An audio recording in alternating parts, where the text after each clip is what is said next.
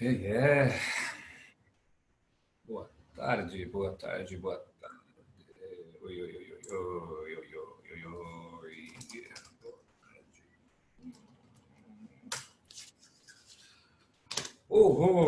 Tudo bem, senhoras e senhores?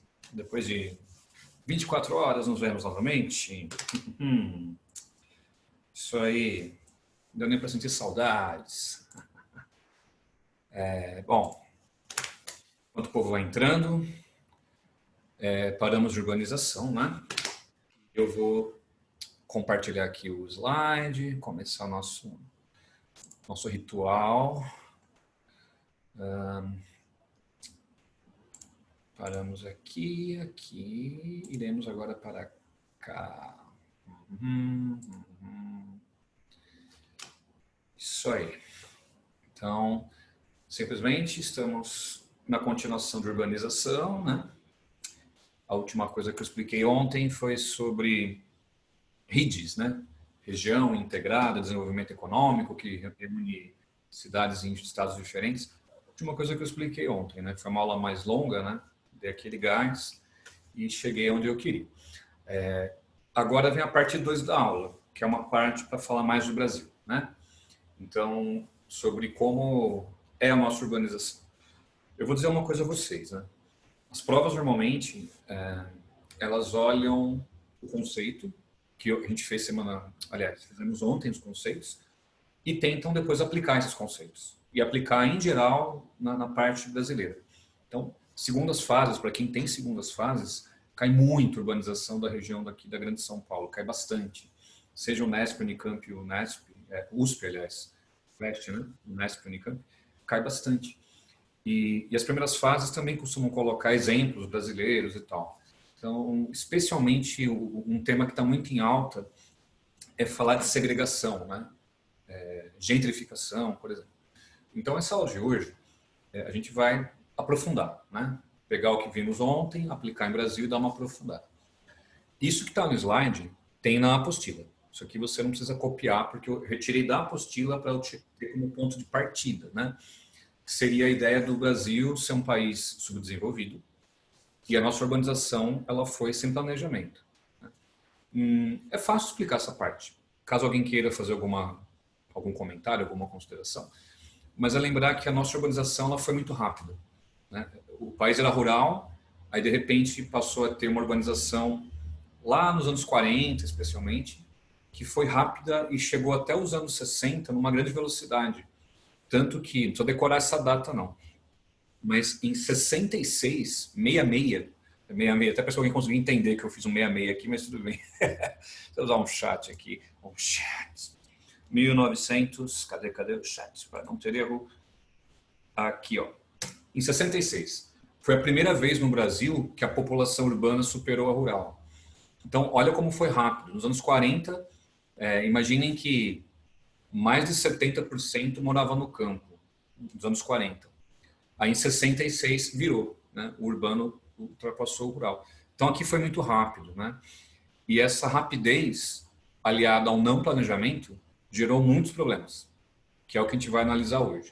Agora, minha opinião, seria uma pergunta muito óbvia, muito fácil questionar, por que nossa urbanização ela não foi boa? Mas caso caia uma pergunta assim, é bom também saber responder aquilo que é simples. Foi rápida, foi muito intensa, não foi planejada. Coincide, você pode falar também, deixa eu escrever aqui para vocês, com a industrialização. Então, o Brasil industrializa e, evidentemente, urbaniza ao mesmo tempo. Então, foi tudo muito rápido. E, sendo rápido e intenso, não teve um bom planejamento. Aliás, quase não houve planejamento. Autores marxistas costumam falar a diferença entre centro e periferia. É legal ter essa visão, viu, gente? Pelo seguinte, quando eu falo centro e periferia, não é uma cidade, tá? Os países. Os países do mundo mais ricos são os centrais e os países do mundo mais pobres seriam os periféricos. Qual que é a ideia? Países como o Brasil, um país periférico, né, um país subdesenvolvido, essa urbanização ela foi muito rápida, sem planejamento, causou problemas. Já nos países centrais, o processo foi planejado. Japão, Estados Unidos, França, Inglaterra. Então, eu já vi algumas questões usarem esses termos para falar de urbanização. Então, só tome esse cuidado porque não é a cidade, centro, cidade, periferia. Países centrais e países periféricos. Então, o Brasil se encaixa no modelo periférico. Demorou para se urbanizar e foi muito rápido, sem planejamento. Então, é aí que você vai encaixar o caso do Brasil. É uma teoria interessante até, né? Mesmo autores que não são marxistas, eles acabam se apropriando desses dois termos para explicar ricos e pobres, né? Desenvolvidos e subdesenvolvidos. Você pode falar em centro e periferia. Por que esse termo? Centro do capitalismo e periferia do capitalismo. Então, são termos bons para você usar também. Não é uma coisa ideológica. Quando a gente fala marxismo, ideologia. Não, não é ideologia, é uma teoria. Você pode aplicar de várias formas, claro. Pois bem, sabendo que somos periféricos e a urbanização do Brasil ela foi muito rápida e sem planejamento, eu coloquei em cor amarela os problemas principais. Quando eu falo principais, a lista podia ser ainda maior. É que não daria conta de tratar de tantos problemas numa mesma aula. Então aqui, vejam só, estou seguindo exatamente o que está na apostila. Questão da moradia, saneamento básico, transporte, questões ambientais, violência urbana e segregação. Eu vou pegar esses temas todos e fazer comentários sobre eles hoje.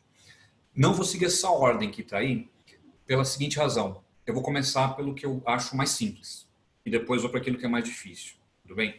Então, desses temas que eu coloquei em cor amarela, um que eu vejo bem tranquilo para você explicar, o mais fácil, na minha opinião, é transporte.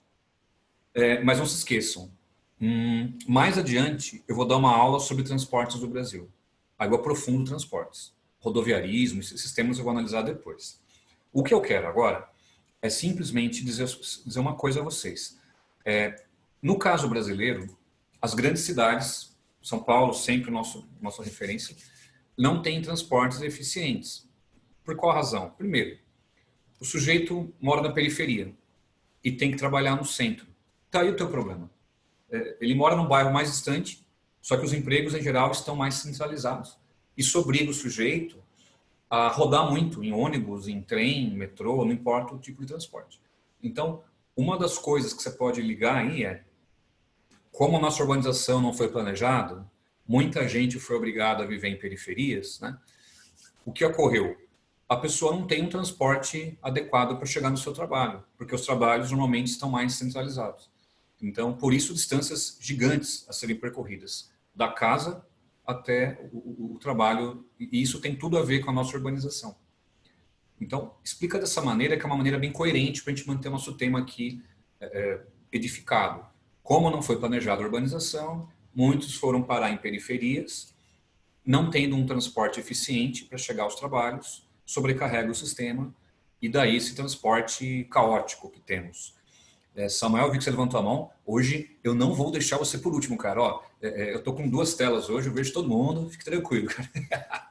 O cara vai jogar um tênis na câmera daqui a pouco. Mas enfim, esse é um ponto de partida. Não foi planejado, a pessoa mora distante do trabalho dela e por isso sobrecarrega.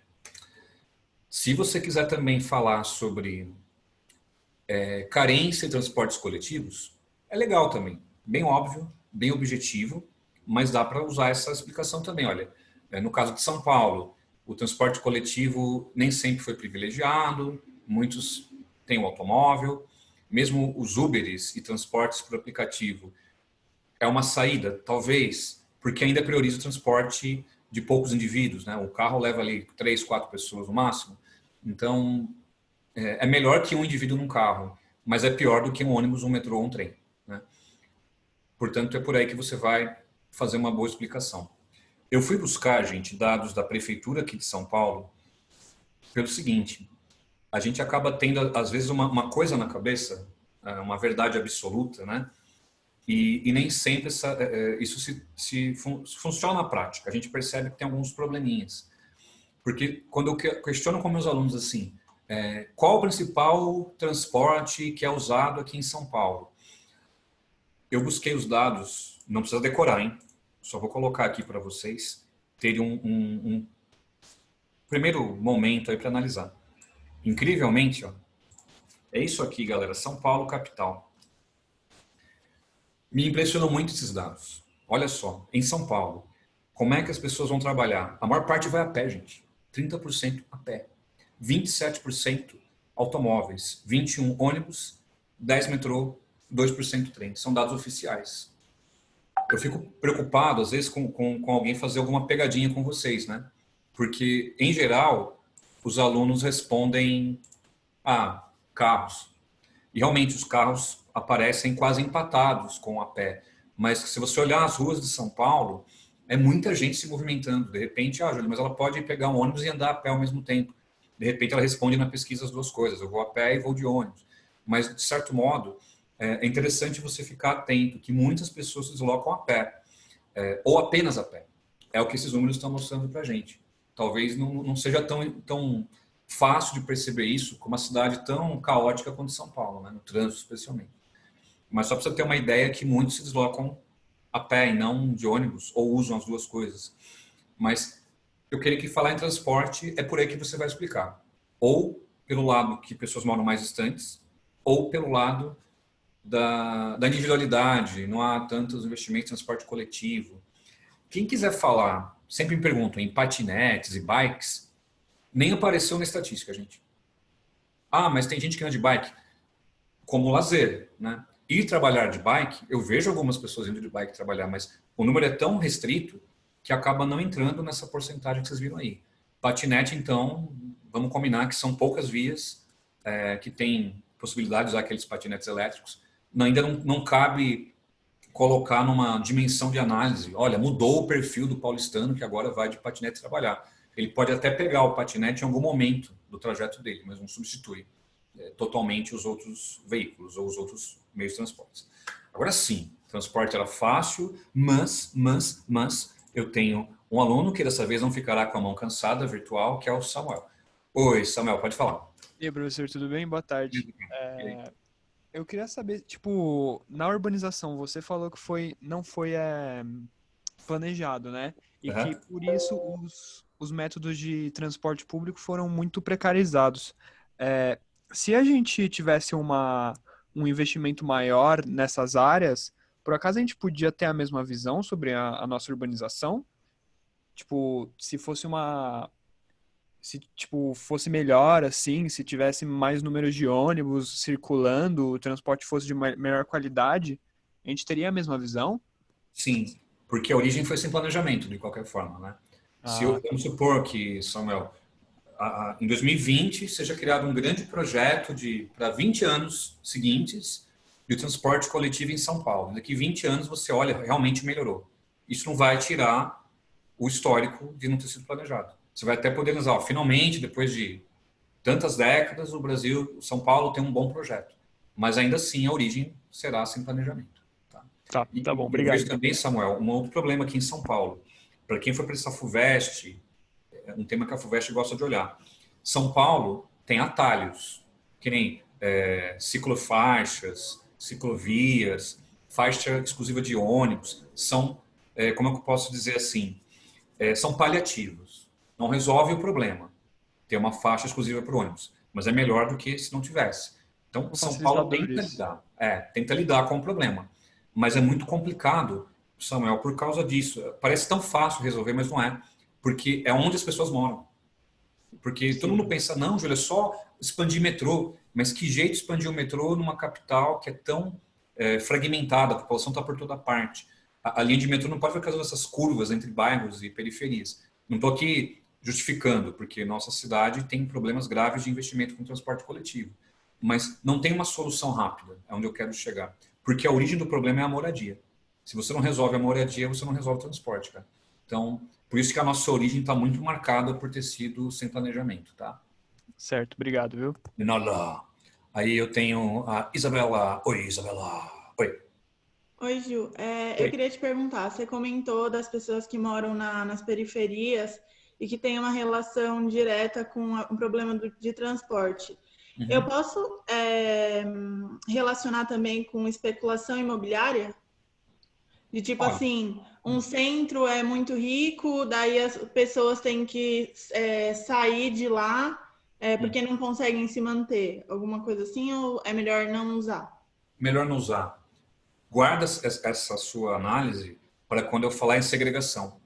Porque tem tudo a ver o que você falou, porque se você tem condições econômicas de viver num bairro mais próximo do centro, ou num bairro que tem mais vias de acesso disponíveis, você está melhor em relação ao transporte. E tem mais. Esse sujeito que vive num bairro melhor, ele tem o seu automóvel, ele tem dinheiro para ter um bom carro, de repente, e vai de carro trabalhar e não vê problema no trânsito. Ele xinga, ele não acha bom, claro, mas liga lá o som dele, o ar-condicionado e vai embora trabalhar.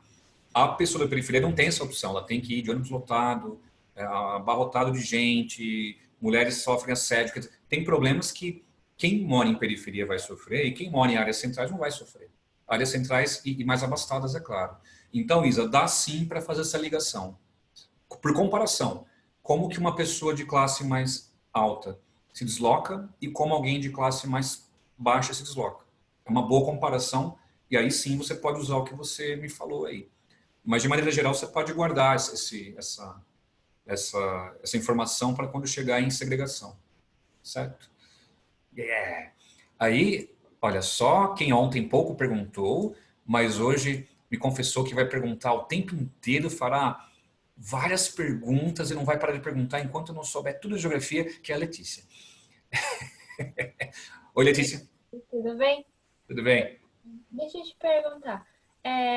Atualmente tem serviços que pagam para o funcionário ficar mais próximo do serviço e também pagam para, claro, dependendo da quantidade da carga horária, mas também pagam para o funcionário voltar de carro, Uber, enfim.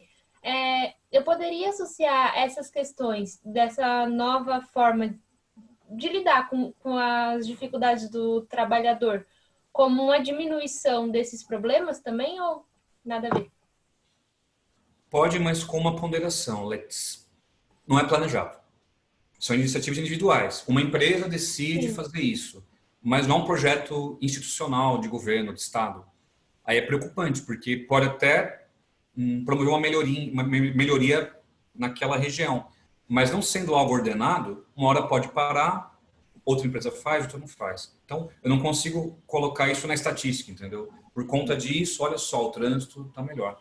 Agora, Alex, volta no que falamos ontem. Aí sim, acho que é legal vocês registrarem o home office. Aí sim é uma mudança radical. Porque se você é home office, não é à toa que São Paulo está com um trânsito mais calmo, menos poluído o ar, porque a maior parte está em casa.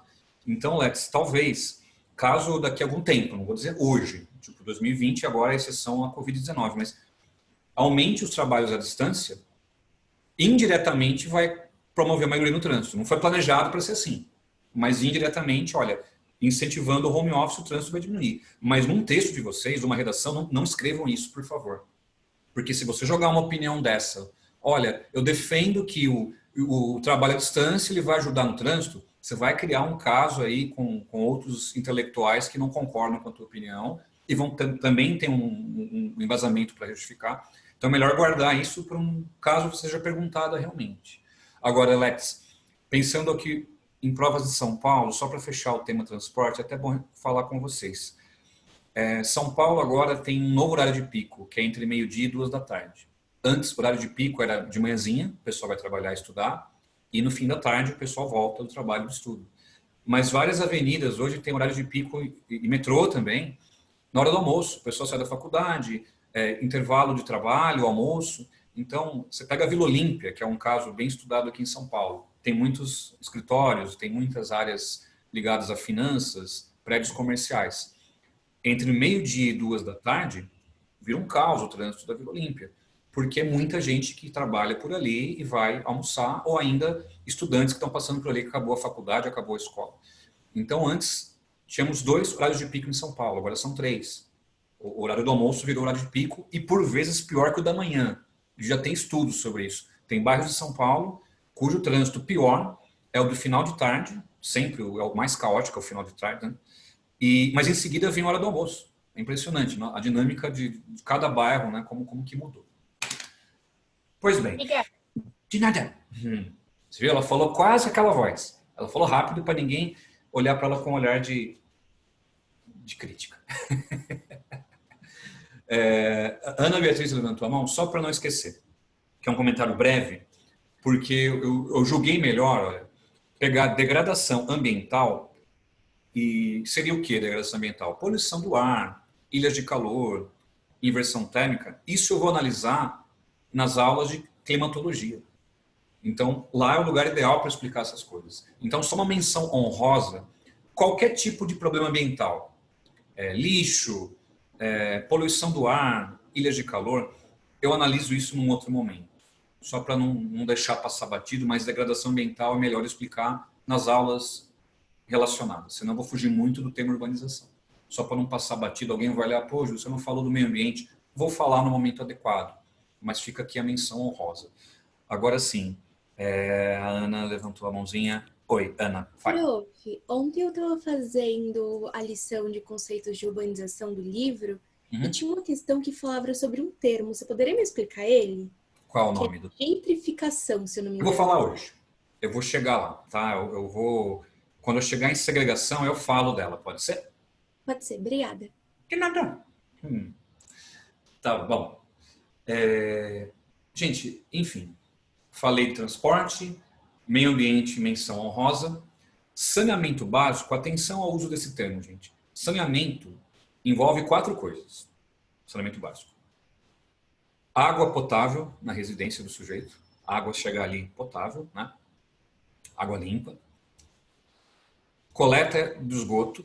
Tirar o esgoto da residência desse sujeito para ser tratado esse esgoto, né? Então, a coleta do esgoto também é saneamento básico. Limpeza das ruas. Se você pensar bem, né? As ruas recebem lixo, recebem, enfim, detritos variados. Então, limpeza das vias públicas também é saneamento básico. Né? E o quarto item, a coleta do lixo. Então, temos água potável nas residências, coleta do esgoto, limpeza das vias públicas e, finalmente, a coleta do lixo. Então, tudo isso junta saneamento básico. Então, quando vocês usarem esse termo, falta saneamento básico, falta essas 4 coisas. Pode ser que mais uma do que outra, ou todas, ou somente uma. Mas é um termo plural. Não se esqueçam disso, que tem aluno que pensa que saneamento é só lixo, ou só água. Engloba várias coisas. Então, quando for usar, toma só essa cautela. Eu creio que desses 4 itens, o momento atual aqui desta aula, eu posso falar do lixo um pouquinho, somente. Porque a água, vai ter uma aula sobre isso mais adiante, então eu vou guardar a água para um outro momento. Agora, lixo, eu não sei quando eu vou poder explicar lixo novamente. Talvez só mais no final do ano, então é bom fazer uma lembrança aqui do lixo. Gente, lixo, coleta de lixo, é responsabilidade das prefeituras. O governo federal e estadual não participam disso. São as prefeituras que organizam a coleta do lixo. Você pode dizer assim que é um atributo das prefeituras. O governo estadual não mexe com lixo, são prefeituras. E no caso, o Brasil tem índices bem ruins de coleta de lixo, gente. Por quê? Tem 2 nomes que você vai usar aí. Deixa eu olhar aqui para o meu chat. Tá aqui, ó. Você tem o lixão, que é um termo que você pode usar, não é apelido não. E os aterros sanitários. Então, tá aí. O lixão e os aterros sanitários. Lixão é só você acumular o lixo num lugar, gente, e ponto. Orgânico, não orgânico, ele é jogado, por vezes colocam areia por cima, enfim. Esse é o lixão. Não se separa o orgânico do inorgânico. Infelizmente, tem pessoas que até sobrevivem, na verdade, de ir até o lixão e coletar o que querem, enfim. Mas o lixão, você simplesmente jogar todo o lixo orgânico e inorgânico, sem separação, sem cuidado com poluição do solo, da água. E o dado horroroso é que cerca de 60% do Brasil, a coleta de lixo vai para lixão. É um dado bem ruim. Para um país emergente, uma economia, né, emergente, quase 60% do lixo vai parar em lixões. É um dado muito ruim. Então, lembra quando eu falei em IDH?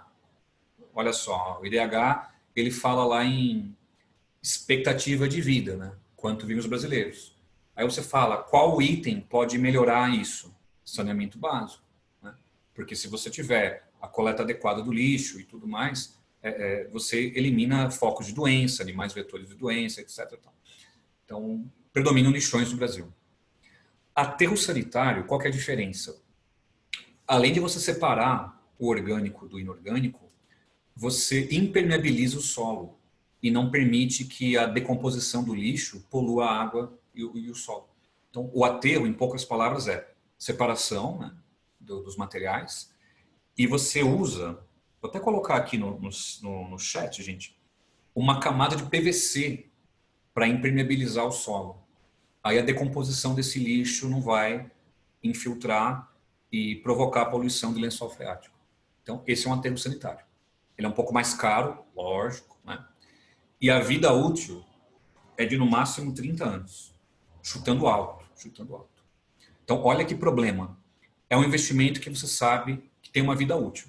Acabou, tem que ir para outro lugar.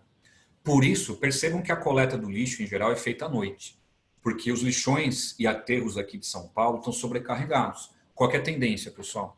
E cada vez mais para a região do entorno da capital.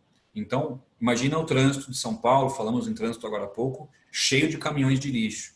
Então, é mais comum coletarem à noite o lixo e o trânsito está mais suave, né?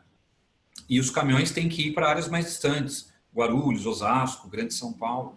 E então, à noite é mais fácil esse trânsito dos caminhões. Por isso que a gente tem a organização da coleta de lixo mais à noite. Mas é isso, gente. Tem vida útil e é caro construir e manter. Em média, nós aqui em São Paulo produzimos 1 quilo de lixo por dia. Vou até colocar esse dado aqui para vocês.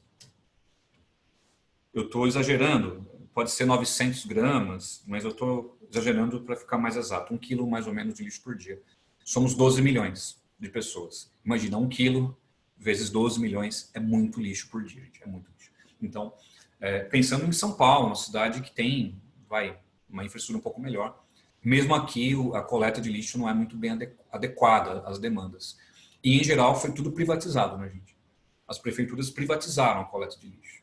Quem faz a coleta são empresas terceirizadas, em geral. Não é a prefeitura com o seu caminhão que vai até lá coletar o lixo. Em geral, é uma empresa contratada. Então, eu acho que você tem que saber sobre lixo, é isso daí. É claro, tem outros temas que podem aparecer para vocês, coleta seletiva, reciclagem, mas quando o vestibular pergunta essas coisas, ele não pergunta algo que você não vai ter como ter um ponto de partida. Ele vai dar um texto, uma imagem, para trabalhar a ideia da reciclagem, quanto é importante, diminuir o consumo, né? Agora, caso vire um tema de redação ou um tema aberto, se eu tiver que explicar algo nesse sentido, pensa no seguinte, é um coringa para vocês.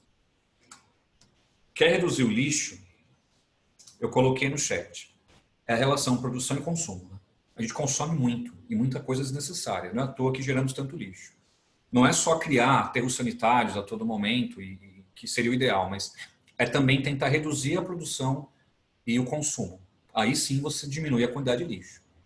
Fazer uma coleta seletiva de fato, né, que seja real, né, não aquela coleta fajuta, você coloca lá, separa e junta no mesmo lugar depois.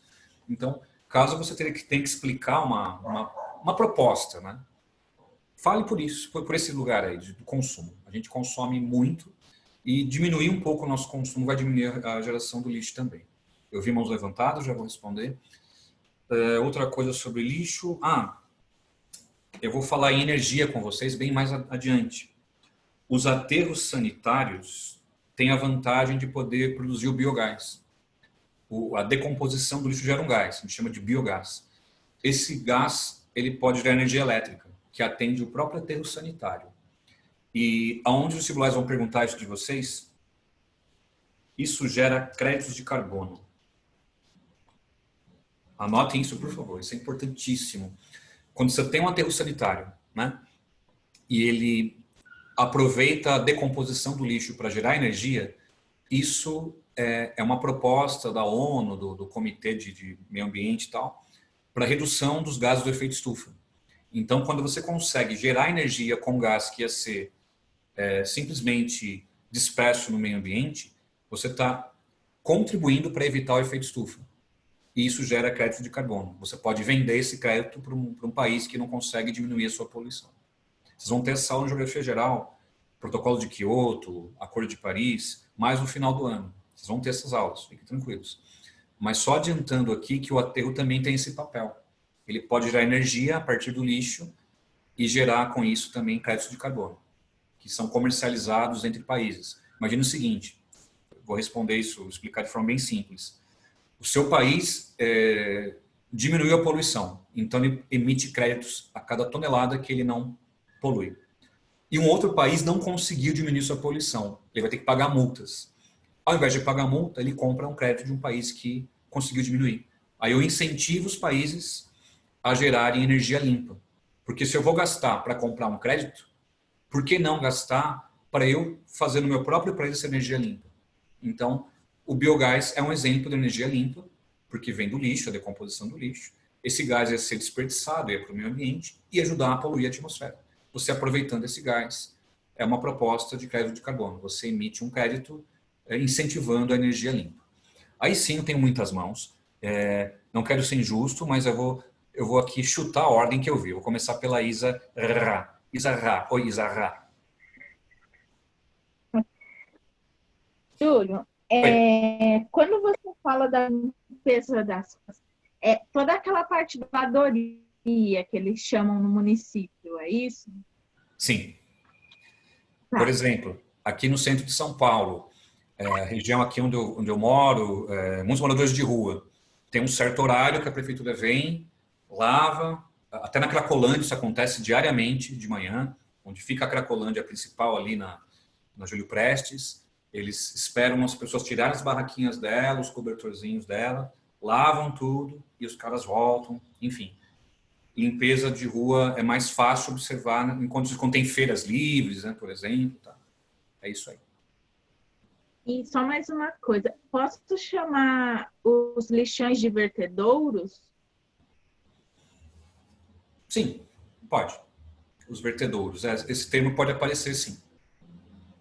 Sem problemas. Tá bom. Muito obrigada. Até. Aí eu não sei quem foi a seguinte, eu vou arriscar que foi a Renata. Pronto, arrisquei. Renata. Oi, Renata. Oi, prof. Oi. Eu sei que nosso sistema de reciclagem é muito precário, né? Sim. Tipo, comparado a outros países. Mas você acha que é possível chegar numa perfeição disso? Porque eu acredito que, tipo, o mundo já está super populoso. Uhum. E a produção de lixo é uma consequência disso. E você acha que, tipo, é possível chegar numa perfeição? Olha, sabe que o Brasil, a coisa acontece por conta da informalidade. Aliás, ontem falamos sobre trabalho informal e quem cata latinha nas ruas. O Brasil é um dos países que mais reciclam latinhas de alumínio, o que é bom. Mas não é porque é planejado, é porque é sobrevivência. Os caras pegam a latinha porque é uma fonte de renda.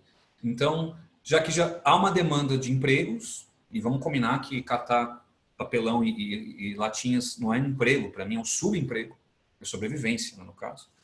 Mas já que existe, Renata, isso pode ser aproveitado para tentar resolver vários problemas. Geração de empregos mais formais, né? Capacitar o cara que cata latinha, o papelão, para cooperativas. Há iniciativas como essa já acontecendo, mas assim, pequenas frente ao problema, né? Mas eu acho que aí dá para caminhar melhor, Renata. Se você tiver que propor isso, não olhe só o meio ambiente, olhe a sociedade de maneira geral. Uma coisa não está desgrudada da outra, né? Descolada da outra. Então, consigo gerar empregos, tirar a pessoa até da marginalidade e, ao mesmo tempo, contribuir para uma mente mais limpa. Não sei se seria a perfeição, mas seria um projeto mais completo, né? Pensar em empregos e meio ambiente. Aí acho que o olhar vai ser diferente do que a gente tem normalmente. Tá? Mas realmente estamos bem atrasados, seja em reutilização, seja em reciclagem. Ah, eu não sei quem foi, vou arriscar que foi a Ana Beatriz. Oi, Ana Beatriz, vai. Prof, pensando no cenário do Acordo de Paris e em relação à compra e venda de créditos de carbono, os Estados Unidos, já que ele não está no acordo, ele compra dos outros países, tipo da França? Não, na verdade, os americanos, eles saíram do Acordo de Paris com o Trump, mas eles têm metas próprias. Eu não estou aqui defendendo a visão do Trump, longe disso. Mas quando eles saem do Acordo de Paris, não quer dizer assim, dane-se o meio ambiente, eu não quero fazer nada a esse respeito. O Trump entendeu, e o Congresso americano aceitou as ideias do Trump, que o Acordo de Paris era um acordo que tira dos americanos a sua autonomia. É assim que o Trump expôs as suas ideias. E sendo assim, não é que ele não vai ter nenhum projeto ligado à redução dos gases de efeito estufa. Mas ele entende que quem tem que criar essas metas são eles, estadunidenses, e não um órgão da ONU criar essa meta e todos terem que cumprir. Então, eles têm metas, só que são metas menos rigorosas do que aquelas propostas pelo Acordo de Paris. O que faz mal para o acordo, né? Porque eles são o segundo país que mais polui a atmosfera, estão atrás só da China, nos dias atuais. Mas desde a Revolução Industrial, o país que mais poluiu o ar foi os Estados Unidos. Então, eles não estarem no acordo tiram um pouco de peso do acordo, sim. Aliás, Ana, já vi vestibular perguntar, pergunta boba até. Quais países não fazem parte do Acordo de Paris? E são 3, somente 3. Os Estados Unidos, que entraram e depois saíram, né? O Obama era um entusiasta do acordo, mas quando o Trump entra, ele acaba retirando os americanos do acordo. A Nicarágua não faz parte do Acordo de Paris. Curioso, né? É o contrário do Trump. A Nicarágua não entrou porque achou o acordo muito fraco, que ele tinha que ser mais duro. Essa é a ideia do governo nicaragüense. Quer dizer, não é não aceitar o acordo porque quer poluir, é o contrário.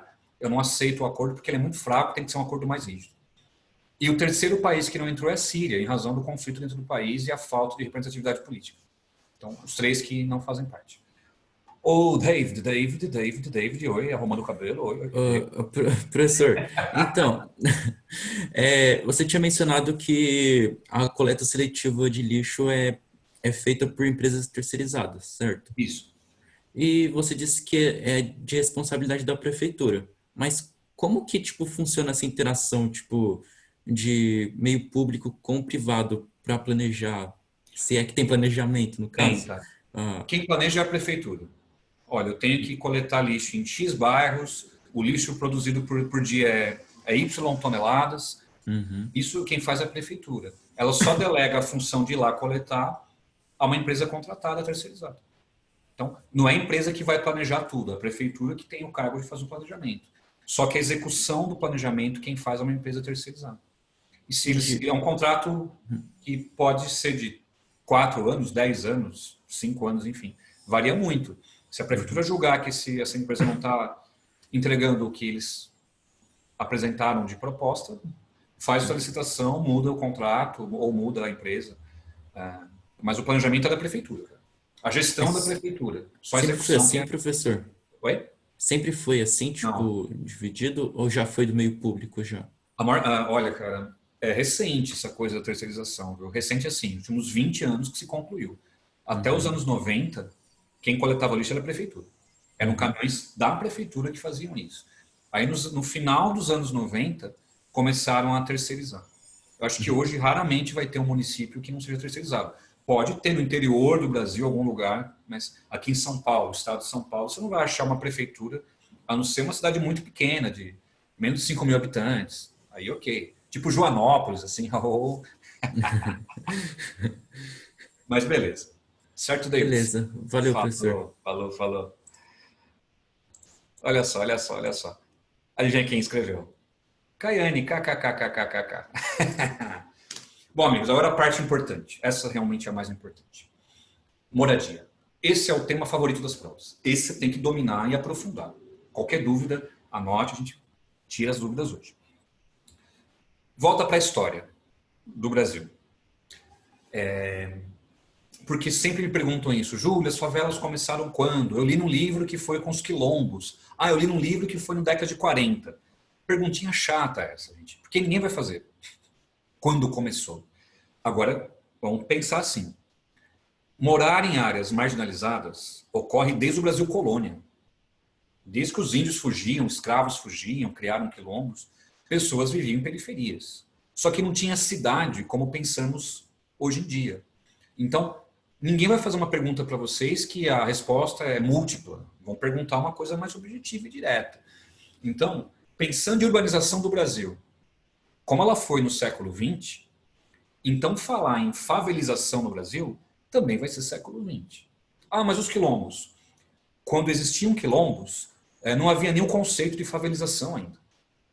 Você pode até dizer assim, mas tal lugar do Brasil, a origem da periferia foi um quilombo. Ok, mas faltam registros, faltam documentações a respeito.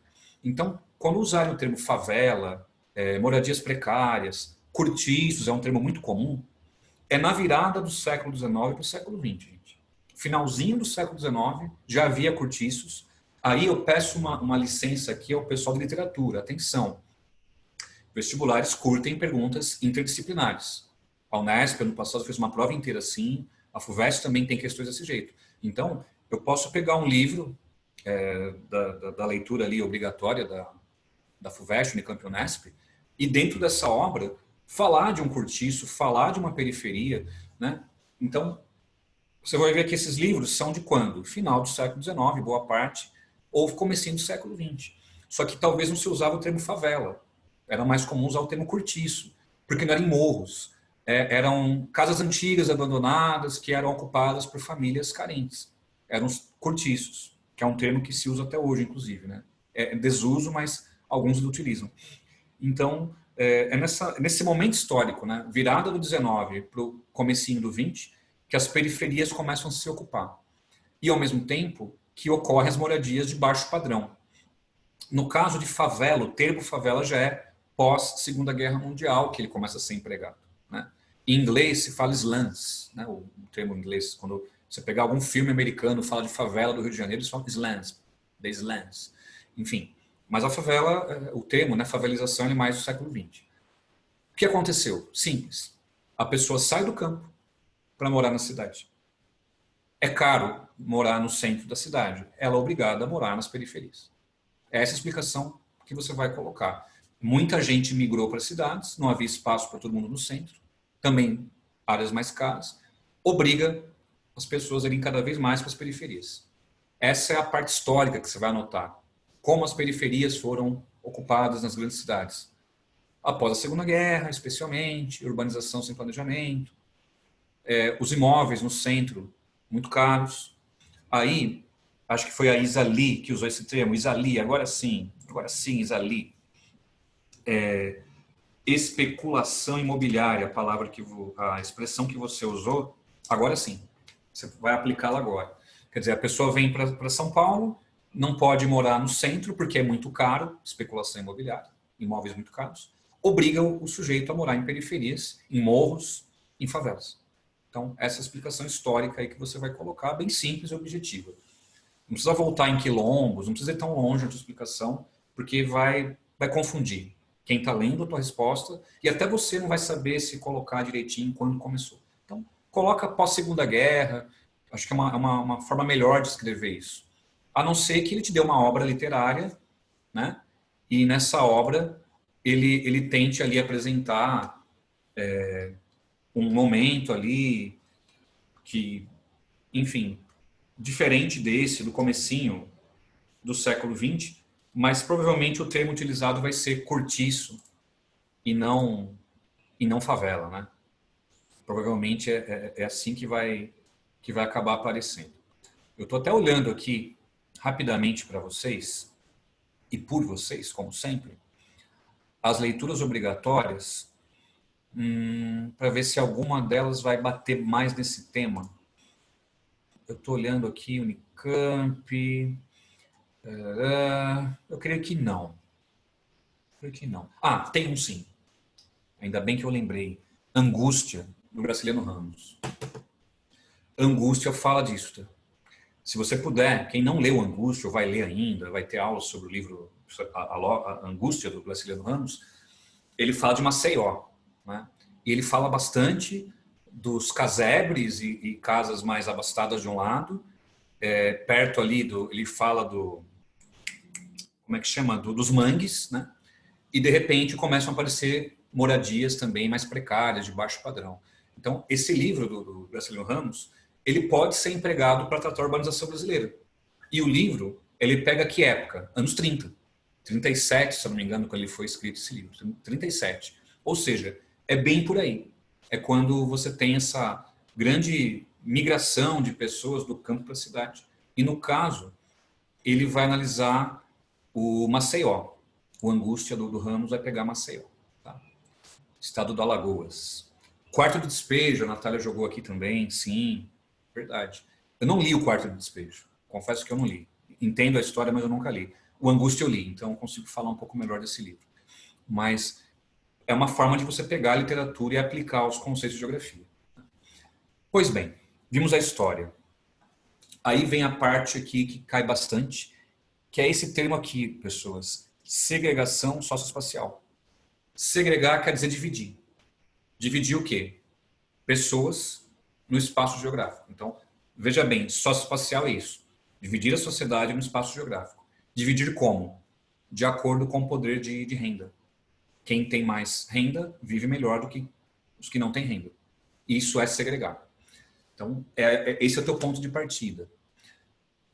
Eu devo ter colocado aqui até no meu slide alguns lembretes. Isso, meus lembretes estão aqui. Em primeiro lugar, o David levantou a mão, daqui a pouco o David, eu converso. Existem vários tipos de segregação. Isso eu queria que você anotasse aí bonitinho no teu caderno. Pensando nos tipos de segregação, você vai começar primeiro lá pelos anos 40, 50, quando eu comentei com vocês, né, que a pessoa ela sai do campo, ela é obrigada a viver na cidade, enfim. Imagina que, nesse sentido, você vai chamar isso de segregação espontânea. Por que espontânea? A pessoa chegou na cidade, ela não tem condições econômicas de ficar no centro e espontaneamente ela vai migrando para as áreas periféricas. Então, esse você vai dizer que é o primeiro tipo de segregação que aconteceu aqui no Brasil. Eu acabei sem querer aqui fechando o chat, agora eu abri de novo. Então, espontânea. É essa ligada ao êxodo rural. A pessoa sai do campo, vem para a cidade, não consegue financeiramente se manter no centro e vai para a periferia. Essa é a espontânea que você vai falar aí. Então, esse é o primeiro tipo. O segundo tipo, você vai chamar de especulação induzida. Por que induzida? Imagina o seguinte, gente. O governo cria moradias populares. Mas aonde são essas moradias populares? Nas periferias. Então, olha, você vai ter a sua casa, finalmente. Você vai entrar aqui, vamos sortear, as pessoas de baixa renda vão conseguir finalmente ter uma casinha para morar, um apartamentozinho. Mas aonde são esses prédios populares? Em geral, em áreas bem distantes. Assim, gente, na boa. Às vezes a pessoa prefere morar numa favela do que morar numa habitação. Isso, CDHU, Samuel, muito bem. Coab, são nomes muito comuns, né? Vou até aproveitar aqui a deixa do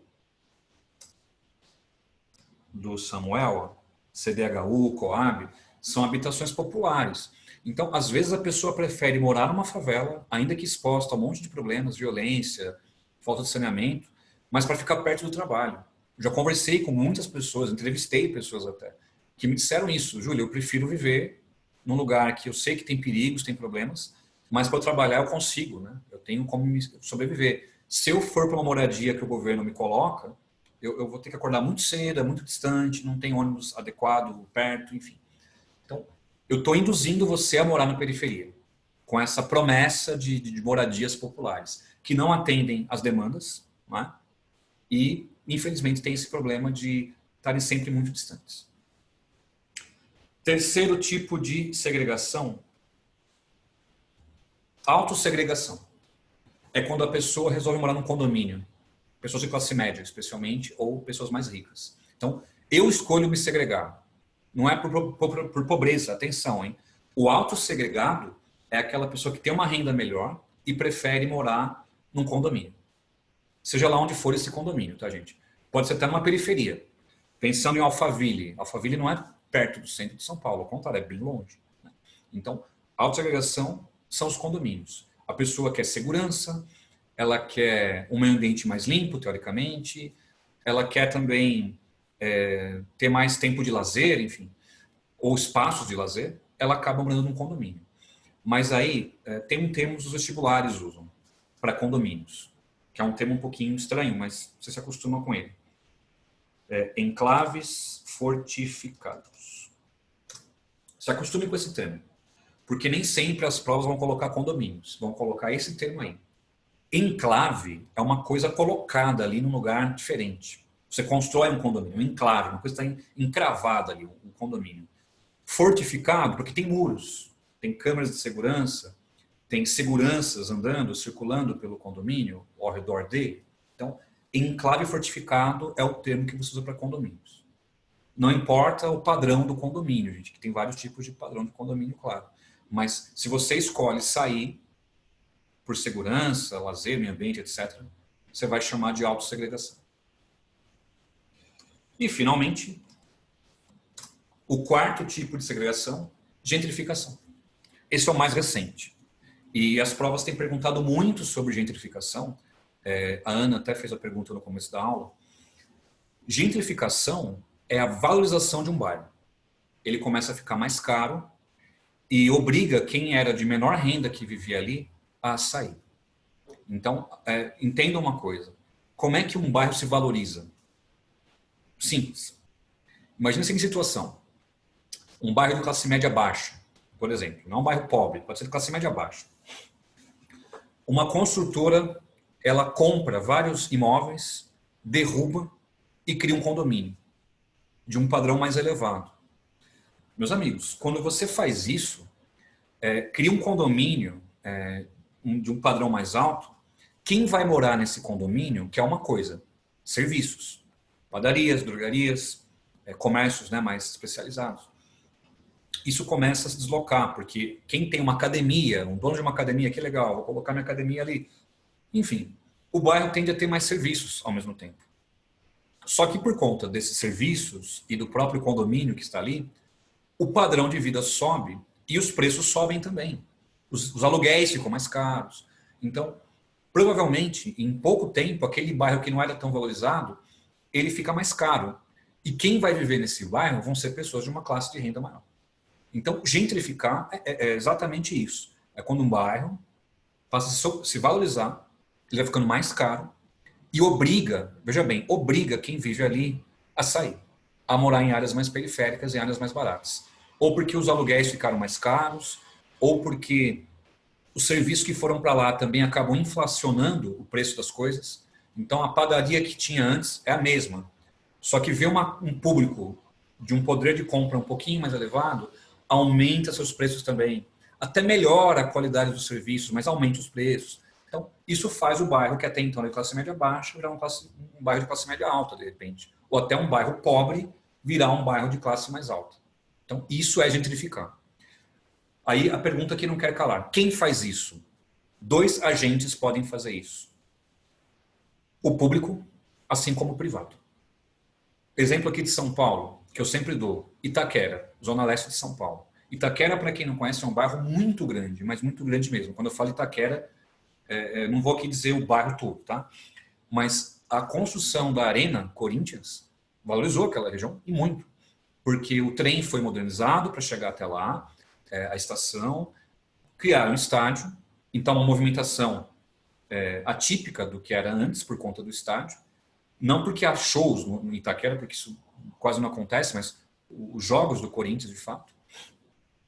O entorno de Itaquera ficou caro, gente. Então, quem tinha imóveis ficou super feliz, porque valorizou, ficou mais caro os imóveis. Seja valor de aluguel, seja valor de revenda, né? Ou seja, o entorno do estádio se valorizou por conta de algo ligado ao setor público. Porque a construção do estádio de Itaquera só ocorreu em razão da Copa do Mundo 2014. Não vou aqui brigar com os corintianos de quem é o estádio, porque eles vão ficar bravos comigo. Mas, perdão, corintianos, o estádio não é de vocês. Vocês não foram tão espertos quanto os palmeirenses foram. Olha que eu não sou palmeirense, tá? Mas, enfim, a dívida ficou e o estádio não. Portanto, o investimento público naquele bairro Itaquera foi muito alto.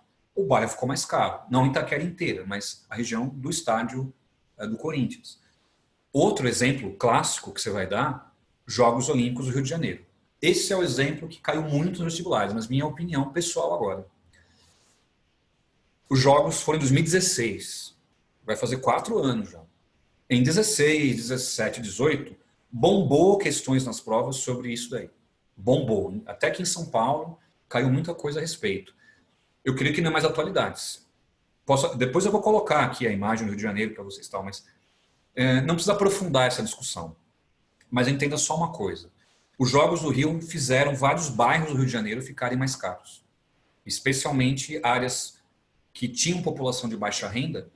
Essa população foi expulsa. Gente, expulsa que eu falo, na marra.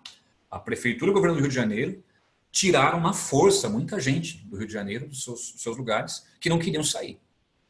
Porque estavam em áreas ilegais. Estavam ocupando casas, né, que não tinham documentação dessas casas. A Prefeitura, para fazer as obras dos Jogos do Rio de Janeiro, o Governo do Rio também, expulsou essas pessoas. Aí que você pensa, é o governo criando gentrificação. Ele tirou as pessoas. Ou, como eu falei no início, quem faz a gentrificação é o poder privado, as grandes empreiteiras. Na minha impressão, gente, quem mais pratica a gentrificação são as empreiteiras. Comprando imóveis, demolindo e criando condomínios. Acho que é por aí que você vai explicar, especialmente ao poder privado. Mas o poder público também pode participar desse processo. Até indiretamente, galera, porque imagina só, um bairro aqui de São Paulo que não tinha metrô. Aí chega lá a linha de metrô nesse bairro. Vai ficar mais caro o bairro.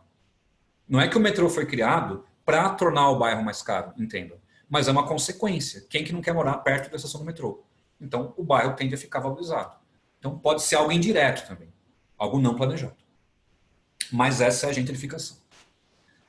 E aí, gente, antes das mãos levantadas, eu só quero usar duas coisas para concluir a aula, e aí eu tiro as luzes.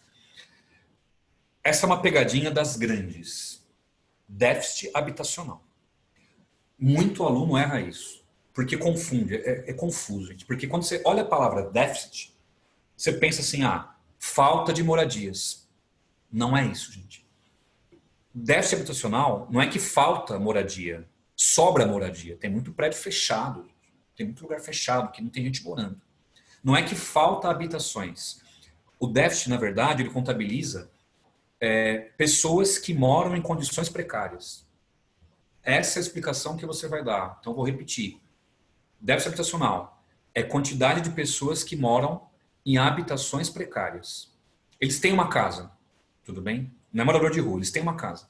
Mas uma casa que mora muita gente aglomerada, não tem esgoto, não tem saneamento básico, a luz, a eletricidade é gambiarra, enfim.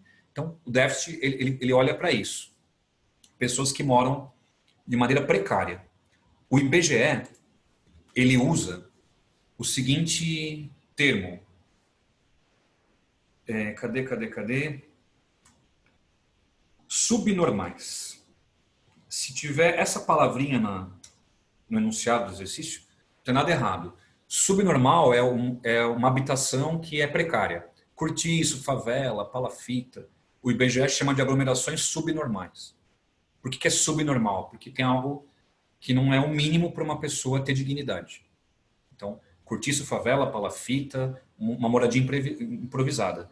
Morador de rua não entra aí. Não entra nessa contabilidade, tá? Esse não tem casa mesmo.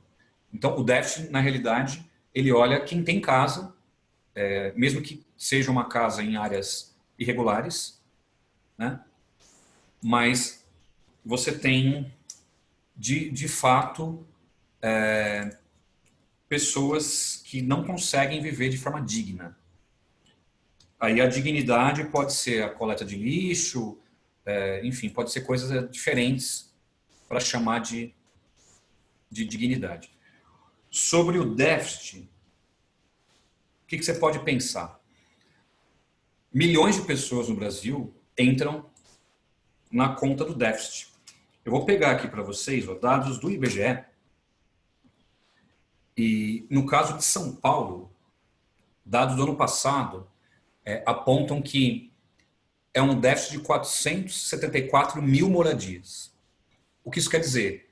Que há 474 mil moradias que, pelo IBGE, são moradias muito precárias. Não é que faltam 474 mil casas. Elas são casas que, de verdade, são muito precárias. Então, você vai ter milhões de pessoas, porque em cada casa não mora só um indivíduo, né? Você tem milhões de pessoas nesse país em condições de déficit, em condições de precariedade. Aí alguém pode perguntar, e eu vou enfim, no caminho das perguntas de vocês, mas tem regra, como resolver, o que fazer? Eu coloquei aqui para vocês, ó, o último conceito, plano diretor. O plano diretor está na Constituição brasileira.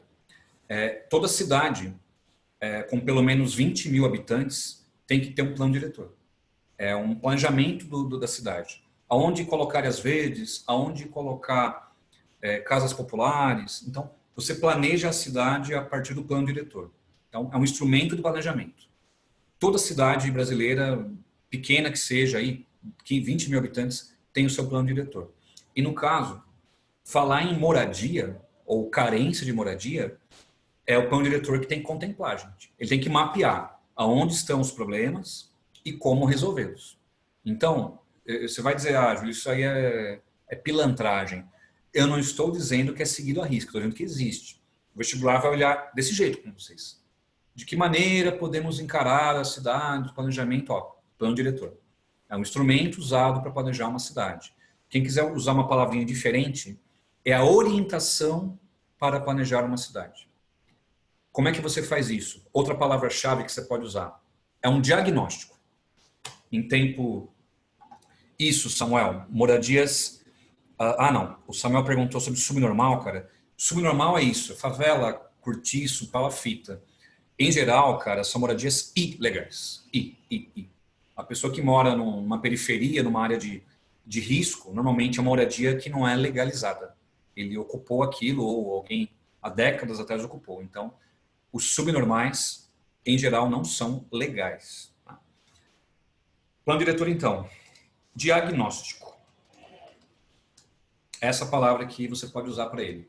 Ele vai olhar os problemas, fazer um diagnóstico, para depois propor as soluções. Então, esse é o plano diretor. O plano diretor de São Paulo, gente, ele só vai ser revisto agora em 2030. Ele já foi renovado na época do governo do Haddad, da prefeitura do Haddad. E agora só em 2030 ele vai ser renovado de novo. Então demora um tempinho. Não é a cada ano que eles mudam o plano diretor. Leva em média 10, 15 anos para mudar um plano diretor. E no caso de São Paulo, acho que até 2030 vai continuar o mesmo plano diretor. Para dar tempo até de você ver resultado, né? O que eu planejei há 15 anos, funcionou, não funcionou, o que faltou? Então, é de tempos em tempos que você altera o plano diretor. Se alterar a todo momento, pode gerar muita especulação também, né? E então é assim que você vai entender o plano diretor. O que faltou antes das perguntas de vocês? Deixa eu ver. Eu acho que era isso. Eu quero ouvir vocês agora um pouquinho. Se eu esqueci alguma coisa, daqui a pouco eu retorno. Espera aí que eu não lembro da ordem, sei que foram muitas mãos, mas em homenagem, em memória, Samuel, vai, começa por você. Samuel. Tá ouvindo? Oi, Samuel, pode falar. Então, eu só queria perguntar de novo a segregação espontânea, que eu não entendi, tipo, não é que eu não entendi, eu meio que dei uma moscada e eu perdi. A espontânea é quando o sujeito de uma renda melhor decide morar num condomínio, cara, que eu chamei de enclaves fortificados. Ele decide porque ele deseja, almeja mais segurança, ele entende que vai ficar num lugar com o meio ambiente mais limpo, ele entende também que a família vai ter espaço de lazer que ele não tem dentro da cidade. Então o sujeito decide se isolar. A autossegregação é a mesma coisa, então? Tipo, não, eu tinha perguntado da espontânea. Desculpa, eu que entendi errado, cara. Eu expliquei a autossegregação.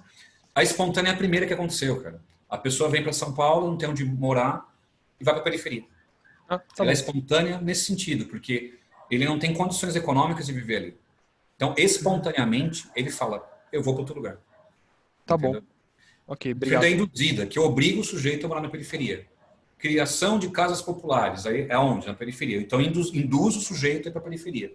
A espontânea, não. Ele decide, eu cheguei, não posso me sustentar aqui, vou para a periferia. Tá bom, obrigado, viu? Imagina. Ok. Não sei quem foi, quem não foi. Eu vou virar a página aqui, Natália. Ordem random, tá? Oi, Natália, fala aí. Peraí. Foi. Peraí, olé, não foi.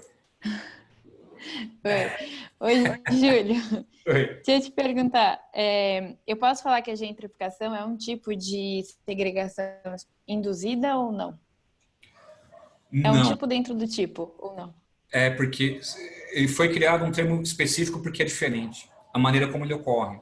Então, gentrificação é um quarto tipo de segregação, porque envolve outras variáveis, né? Que um bairro se valorizou. A espontânea, a pessoa chegou, não consigo, vou para a periferia. Gentrificação, não. Eu já morava ali, eu vivia naquele lugar, mas fui obrigado a sair depois porque o bairro ficou mais caro. Por isso que tem um nome Não, diferente. é com a induzida. Com a induzida?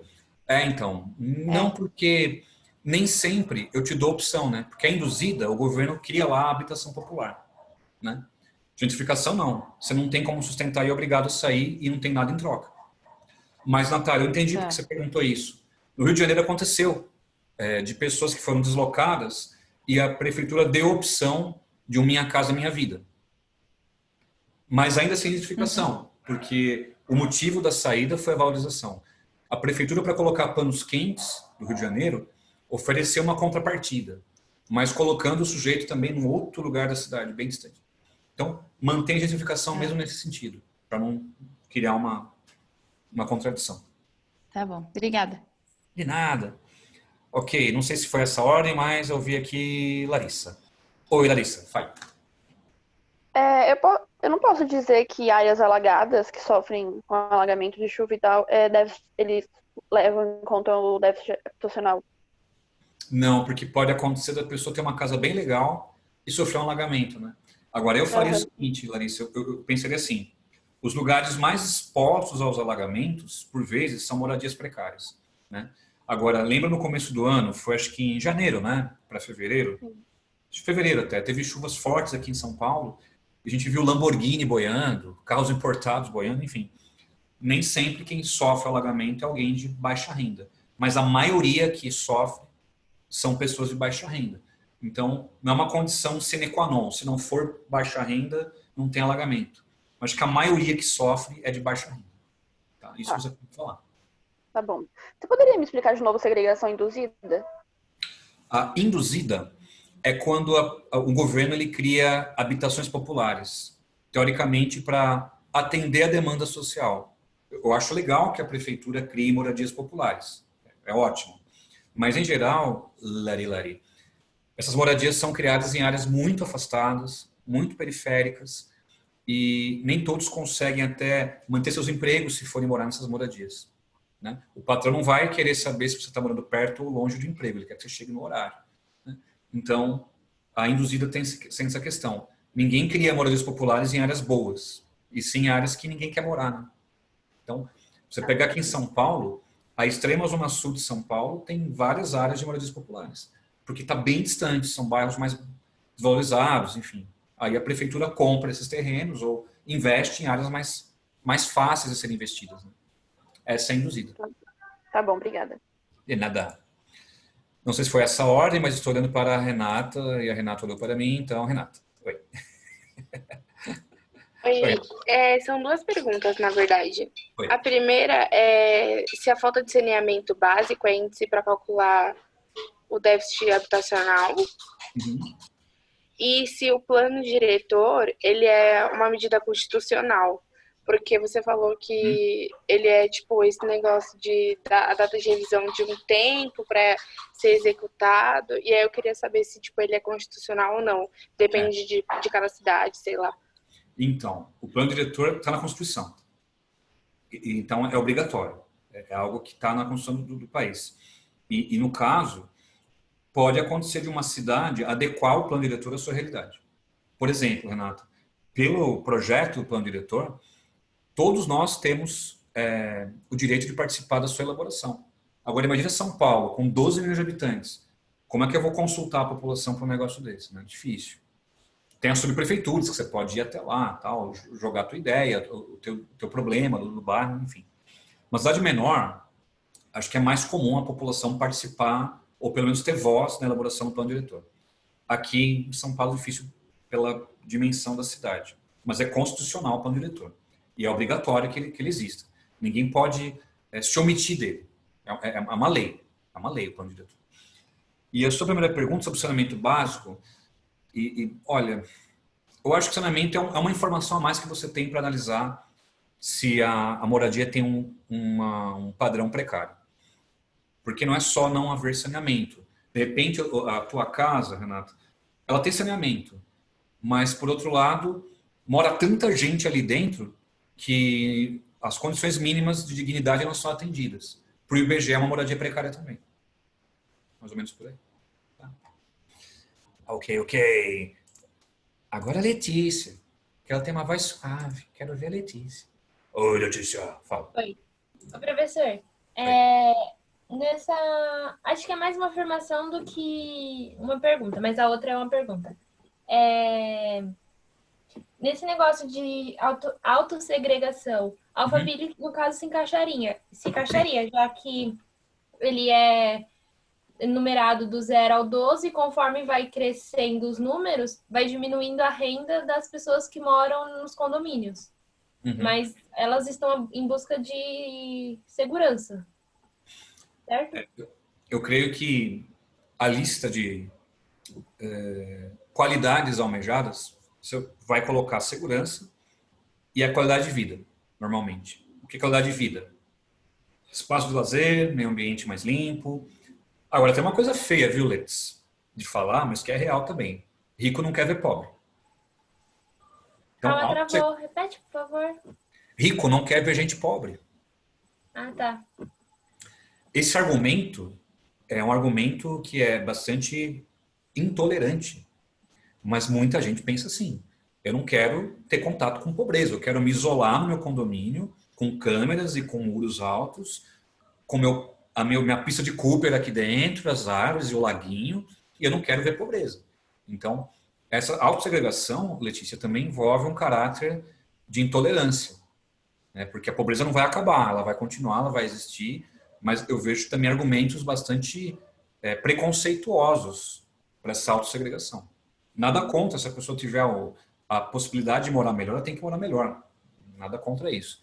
Mas alguns usam argumentos mais até de caráter preconceituosos. Mas, em geral, é segurança e qualidade de vida, que explica Alphaville, por exemplo. Ô, professor, agora uma pergunta. A gentrificação, que é a valorização de um bairro, ela também poderia ser explicada através da construção nesse bairro de obras públicas, como, por exemplo, escolas? Eu acho que escola pode. Eu vejo Paraisópolis nesse caminho. Paraisópolis tem 100 mil habitantes, aproximadamente, e fica encravado no bairro do Morumbi. Então, sempre quando você pega uma foto que quer mostrar a segregação, em geral usa um Paraisópolis. Você pega ali de um lado a favela, do outro lado os prédios do Morumbi, do Panambi, que são bairros mais caros, de padrão mais elevado. Agora, em Paraisópolis tem... eu dou aula no Paraisópolis, né? Então, lá tem segregação dentro do próprio bairro, por conta disso. Porque a parte onde tem o comércio, onde tem caixa de banco, tem mais serviços, obviamente é mais caro morar nessa área de Paraisópolis do que morar nas áreas mais distantes. Então, e ainda há um projeto do monotrilho, que era para passar até perto dali e ia provocar uma outra gentrificação. Quer dizer, é normal, dentro de um bairro, aparecerem melhorias até importantes, necessárias. Escola, como você citou, é bom que tenha escola. Mas é claro, entre morar perto da escola e morar longe, as pessoas querem morar perto. Então, quem aluga ali uma casinha ali, vai cobrar mais caro, porque está perto da escola, perto do comércio, perto dos bancos. Então, é evidente que até dentro de um bairro carente, os custos e os preços de aluguéis mudam, variam bastante. Tá bom, obrigada. De nada. Aí, quase caminhando para o final, eu tenho a Isabela Lee e depois o David. Não sei se foi essa ordem, mas acho que os que estavam com as mãos levantadas falaram. Se alguém eu esqueci, me perdoe. Oi, Isa. Ju, posso falar que a gentrificação gera direto uma especulação imobiliária? Eu não entendi que cortou aqui para mim. Sim? Se a gentrificação pode gerar direto uma especulação imobiliária? O contrário. A especulação gera a gentrificação. Eu primeiro coloco um preço mais alto no imóvel, que é a especulação imobiliária, e isso vai gerar a valorização do bairro. É essa a ordem que você vai pensar. E outra coisa, essa questão do plano diretor. Uhum. Por exemplo, eu moro em Atibaia. Praticamente todo ano tem uma obra em relação às praças, isso, aquele outro, asfalto. É considerado plano diretor ou é considerado só obra pública de melhoria da cidade? Eu creio que é obra pública. Porque, vamos supor, o buraco no asfalto, ele surgiu, né? Tem que consertar. Então, a expansão de uma via, aí é plano diretor. Agora, recapeamento, manutenção, é uma obra pública comum. Aliás, eu que estive em Atibaia recentemente, eu percebi que Atibaia, como quase todas as cidades de São Paulo, viraram canteiro de obras, porque eram de eleições. Não é? Atibaia, eu vi um monte de ruas bonitinhas sendo asfaltada, cortando árvores, podando árvore, porque era de eleição, né? A prefeitura quer mostrar serviço. Mas não é plano diretor. Agora, criamos um viaduto, criamos uma ponte, um túnel, aí é plano diretor. Porque para elencar o desafio e apontar uma solução é com plano diretor. Agora, a manutenção não. É algo comum que tem que ter todos os anos. Ou deveria ter, pelo menos. Agora, Você veio no carnaval, né? Já Aí mudou me de deu- novo? Oi? Já mudou de novo as ruas? Já Já teve mudou de novas obras? Tá sobrando dinheiro em Atibaia. Gente, vamos mudar para Atibaia. Porra! Atibaia, tá sobrando dinheiro, terra boa, isso aí. A Isa me deu uma outra ideia. Uma ideia agora. Lembra das enchentes aqui em São Paulo, que eu citei lá atrás? Que também é um problema que eu só não discuti hoje porque tem aula sobre isso mais adiante. Se alguém questionar no vestibular isso, você pode usar o plano diretor. Porque é notável. Dezembro, janeiro e fevereiro é verão, chove mais. Mas o aquecimento global... Cara, esses meses são meses úmidos e ponto. Pode chover mais ou menos, mas são meses úmidos.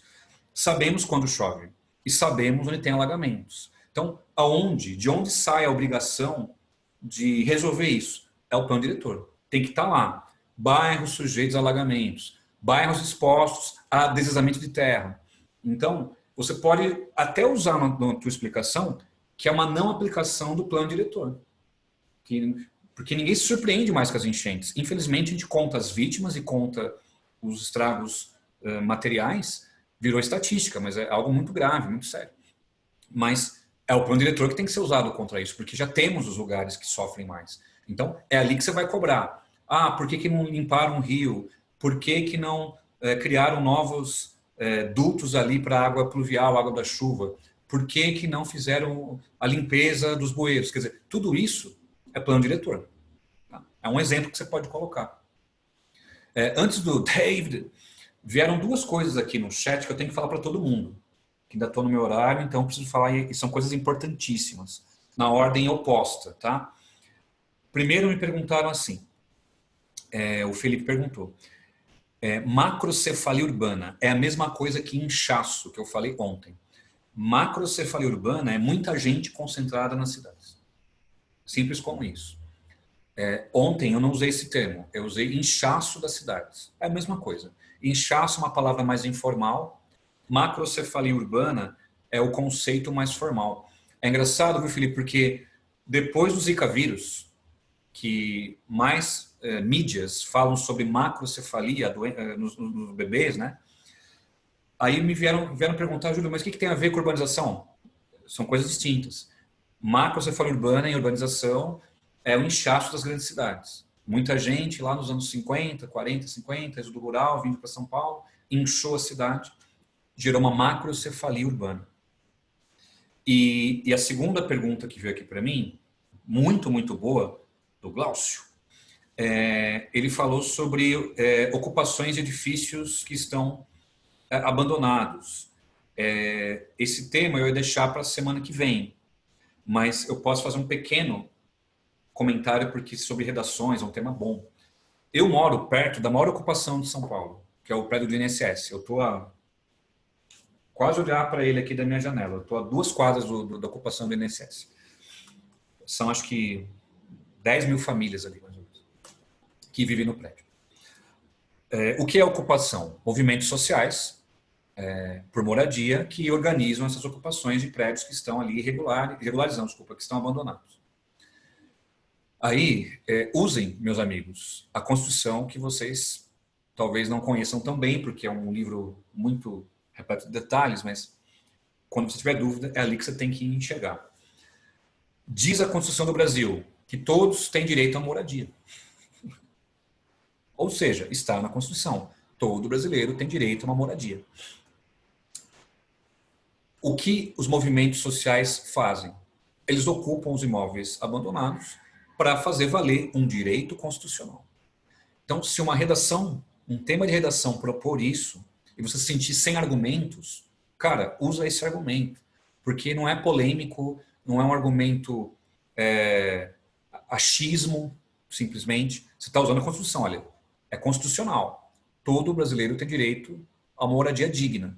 Então, os movimentos sociais preenchem uma lacuna que o poder público não consegue preencher. Ninguém invade uma moradia, ocupa, aliás, invasão não é a palavra correta. Ninguém ocupa uma moradia que tem pessoas ali vivendo. E sim, prédios que estão abandonados, às vezes 30 anos, 40 anos. Gente. Tem prédio abandonado por 40 anos. Eu tenho 41 anos, gente. Então, eu fico pensando assim, como é que um prédio está abandonado há 40 anos? Ele tem dono? Sim. Ele tem herdeiros. Morre os donos, aí a família não chega num acordo. O que fazer com aquele prédio? A herança não consegue ser compartilhada porque vira briga judicial e o prédio fica abandonado. Ou ainda pode ser um prédio público que ficou abandonado. Ou ainda a empresa faliu e o prédio ficou lá abandonado. É a massa falida da empresa que fica ali abandonado. Portanto, tem várias causas para o prédio estar abandonado. O que a prefeitura tem feito é um esquema de IPTU progressivo. IPTU é o imposto que você paga, né, sobre território urbano, predial urbano. Então, se o imóvel não... Opa, peraí que escrevi errado. Progressivo. Agora foi. IPTU progressivo. Se o sujeito não dá uma finalidade para esse imóvel, vai cobrar a prefeitura, então, mais impostos. E, meus amigos, olhem só, também está na Constituição. Vou ler um pedacinho da Constituição para vocês. Abre aspas. Imóveis que não cumprirem função social ou cultural têm que ser destinados a uma reforma urbana. É lei, gente. Então, se o teu imóvel não cumpre função social nenhuma, não é alugado, ninguém vive nele, ou função cultural, é o dever do Estado adquirir este imóvel e usá-lo em direção daqueles que não têm onde morar. Acabou. Então, não tem polêmica. Eu não vejo polêmica nisso. Há um grupo de pessoas muito radicais que acabam radicalizando, tá vendo, estou invadindo e não sei o quê, comunismo. Não, é lei. Muito bem, Samuel. É bem parecido com a reforma agrária. É bem parecido com questões rurais. Só que aí, no caso, moradias urbanas. Então, se o imóvel não cumprir função social ou função cultural, ele pode ser destinado à reforma urbana. O governo e a prefeitura podem adquirir esse imóvel por vias legais. Esse é o problema, meus amigos. O governo não pode tomar o imóvel. Não é isso. O governo vai ter que comprar. O que vai acontecer? O dono vai querer ganhar mais, né? Aí vira uma briga judicial de novo. Eu não quero vender meu imóvel pelo valor que a prefeitura quer pagar. Eu quero mais. Demora muito tempo. Por essa demora, aí você vai explicar aos movimentos sociais. Eles tentam cumprir uma regra que está prevista na Constituição, está previsto que os imóveis abandonados têm que ter um uso social. Como a prefeitura e os governos não conseguem fazê-lo, os movimentos sociais acabam ocupando esses espaços para que haja moradia para tanta gente sem moradia. É por aí que você vai colocar. Aqui em São Paulo, aparentemente existem 25 mil moradores de rua. Na cidade de São Paulo, 25 mil moradores de rua. Moradores de rua, essa pessoa que não tem casa mesmo. Então, não contabiliza pessoas que moram em ocupações. Quem vive em ocupação vai cair naquela ideia de moradias precárias também. Né? Porque, em geral, esses prédios não têm um bom saneamento, a ligação de luz elétrica acaba sendo feita com base no improviso. Me lembro, faz 3 anos, teve um incêndio aqui perto de mim, de um prédio né, que era ocupado por movimentos sociais, que acumulou lixo, inclusive, dentro do prédio, gerou combustão, foi uma coisa horrorosa, morreram pessoas ali, né, no Largo do Paissandu. Portanto, eu vou pensar igual vestibular agora, porque apareceram algumas coisas aqui, eu já respondo, tá, Letícia? Pensar igual vestibular. Vamos lá. A falta de moradias e o déficit habitacional. Isso tudo é uma causa desses movimentos sociais ocuparem os prédios. É uma forma de você pensar. Quer dizer, é uma tentativa da sociedade civil, tudo bem, se organizar para valer um direito constitucional. Se você escrever na sua redação, cara, aí é nota 10, cara. De argumentação é perfeito, porque você vai se embasar com o problema social histórico e também em relação às leis. E você vai aplicar isso direitinho no seu texto. Então, é um direito constitucional, o direito à moradia, e também essa ideia de que imóveis que não têm a sua função social, econômica, cultural garantidos podem ser usados para uma reforma urbana. Como não há um acordo judicial, leva muito tempo para isso acontecer, os movimentos sociais preenchem esse espaço, essa lacuna do poder público. Aí pronto, não é uma briga ideológica. Fuja de ideologia numa redação, fuja disso. Ou numa questão dissertativa, fuja. Porque isso não é... Mesmo você estando correto, as provas não querem ir por caminho ideológico, e sim por um caminho de bons argumentos. E as leis você vai usar como uma base de argumento, e a desigualdade vigente no país, e a lentidão do poder público você também vai usar como argumento. Aí você explica bonitinho o porquê das ocupações dos prédios aqui de São Paulo. Infelizmente, nem sempre acaba de maneira pacífica, porque a pessoa os donos do prédio podem ir à justiça e emitir uma ordem de despejo dessas pessoas. Aí você vê aquelas cenas, né, malucas da polícia indo até o imóvel para retirar as pessoas, demolir o que as pessoas construíram. São cenas bem lamentáveis, em geral acontece, né? Porque a lei funciona, né? Ah, mas é a propriedade privada. Aí o pessoal da conservador bate no peito. É propriedade privada. Mas quando a lei funciona desse lado, eles gostam. Quando é do lado do mais oprimido, eles não gostam. Então, por isso que é um tema que gera emoções, debates muito emocionados. Mas fujam desses debates emocionados. Vá para a Constituição e diga de fato, é real. Há uma desigualdade vigente nesse país, há um déficit habitacional de milhares de moradias nesse país, portanto precisamos de uma solução pacífica e democrática. Se os governos não podem oferecê-la, os movimentos sociais acabam ocupando esses prédios. É por aí. Legal, legal, Glaucio, que bom que deu certo. Aí eu tenho aqui, não nessa ordem, a Luísa... a Luísa perguntou assim: esses movimentos têm o papel de preencher essa lacuna, mas eles entram como déficit? Então, porque o déficit, o Lulu, não é exatamente não ter moradia. Imagina a seguinte questão, boa pergunta, viu, Luísa? Imagina assim, a pessoa não tem onde morar, ou vive numa condição muito ruim, muito mais precária. Ela passa a ocupar, fazer parte do movimento social. Eu sei que quantificar a pobreza é muito difícil, Luísa, mas pensa dessa maneira. Você mora numa área periférica e violenta. Aí, de repente, você consegue fazer parte do movimento social e morar aqui no centro de São Paulo. É muito melhor. É muito melhor do que morar numa área ainda mais degradada. Então, para os dados oficiais, as ocupações ainda vão ser encaradas como áreas de déficit. E acho bom que seja, viu, Luísa? Porque senão a gente vai achar que está tudo bem. Só eles ocuparem os prédios que está tudo bem. Não está tudo bem. Chegou um ponto da população ter que ocupar prédios vazios, fazer uma gambiarra para ligar a eletricidade, é porque algo tem que ser repensado. Então é bom manter essas ocupações como déficit habitacional, para entender o tamanho do problema. E aí, Luísa, você pode avançar desse déficit. Quantos vivem em ocupações? Para ter uma noção do tamanho, né, dessa mobilização da sociedade. Então você pode pensar por aí também. Tá? Eu até recomendo, quando acabar essa pandemia, essa maluquice que a gente tem que sobreviver e temos que ficar isolados, essa ocupação aqui da 9 de julho, que eu moro muito próximo, tem, depois no Facebook eu passo, tem eventos agora virtuais, mas enfim, parte culinária, danças típicas. Quer dizer, vejam bem, não é só morar, os caras têm uma ação cultural.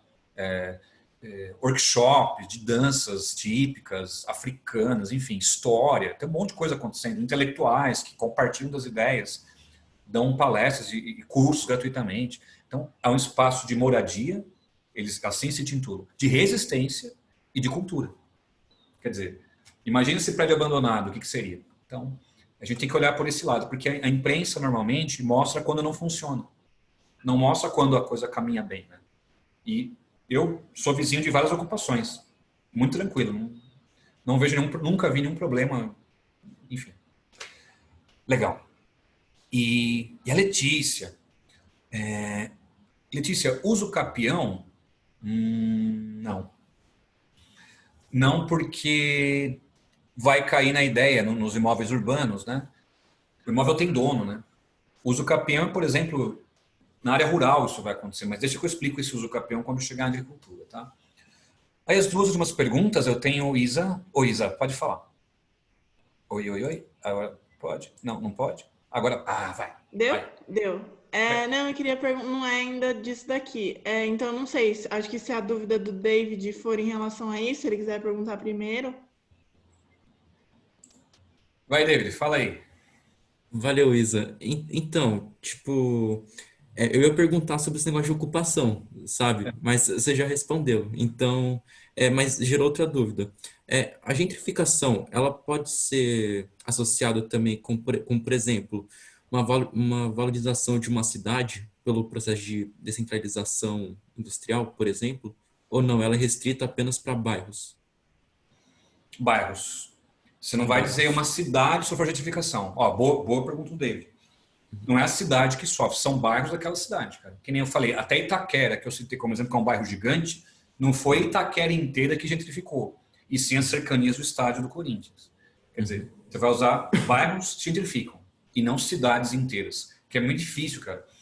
Eu não consigo imaginar uma cidade inteira gentrificando, porque algum lugar vai ficar sempre excluído, né? Mas um bairro, sim. Uma área de um bairro, uma parte de um bairro, aí ok. É que, por exemplo, ontem, quando a gente estava falando de conurbação, essas coisas, a gente estava falando de valorização de cidades, sabe? Aí eu pensei nisso, eu falei, será que pode considerar como gentrificação? Eu acho que é melhor ficar no bairro mesmo e depois coletar. Quais bairros você viu gentrificação?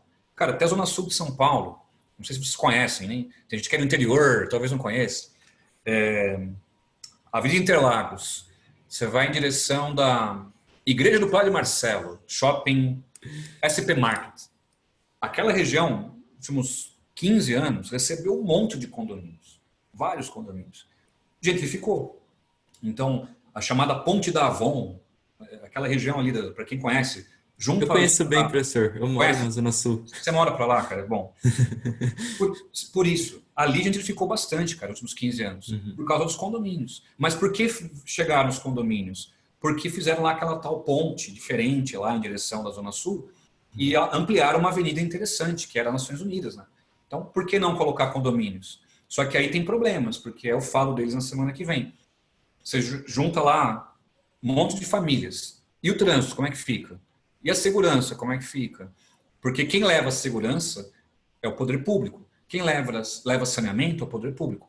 Então a construtora faz o prédio boa, vende. E tem lá os milhões de lucro que ela está almejando alcançados. Mas os problemas ficam para o poder público resolver. Daí a importância do plano diretor ser seguido à risca, o que nem sempre acontece. Para impedir os chamados espigões. Se você enxergar esse termo, pessoal, é um termo, parece uma gíria. É uma gíria, na verdade, né?